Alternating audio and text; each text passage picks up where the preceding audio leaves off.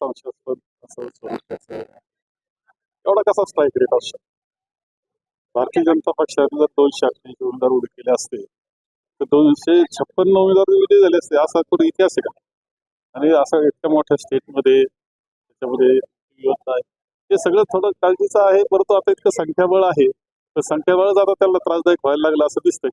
कुठेतरी एकनाथ शिंदे 4 दिवस झाले आजारी खरं आहे, असल्यामुळे त्यांच्या एकनाथ शिंदे मुख्यमंत्री आजप्रमाणे त्यांच्या नेतृत्वाखाली निवडणुका झाल्या.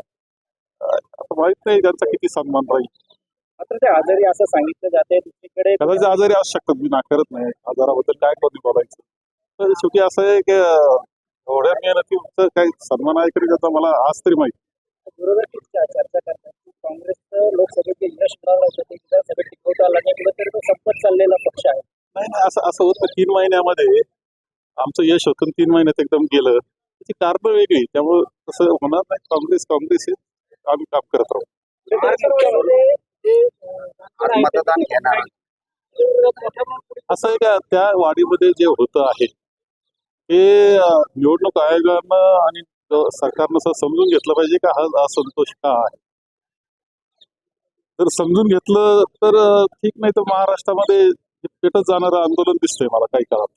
मात्र आज मतदानच घेऊन दिलं गेलं नाही, दडपशाही केली. हा दडपशाहीला तुम्ही दाबता, किती काळ दाबाल लोकांना. शेवटी लोकांच्या मनातली शंका कशी काढून टाकता येईल याचं काढायचं सोडून तुम्ही लाठीचा वापर करायला लागले. राजस्थान असेल किंवा मध्य प्रदेश त्या ठिकाणी अनेक नावं मुख्यमंत्री पदाच्या शर्यतीत एक नंबरला होती. अचानक नवीन नावं समोर आली. महाराष्ट्रात सुद्धा असं काही घडेल असं वाटतंय. तुम्ही अनेक वर्ष राजकारणात आहात. भारतीय जनता पक्ष आहे त्यामुळे मी काही सांगू शकत नाही. त्यांचंच त्यांना सांगता येईल. निवडणूक आयोगाने बैठकीला बोलून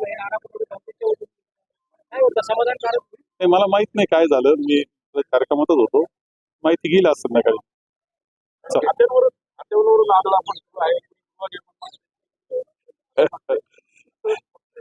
आज याचं गडबड आहेच आहे. खरं सांगतो, गडबड भरपूर आहे.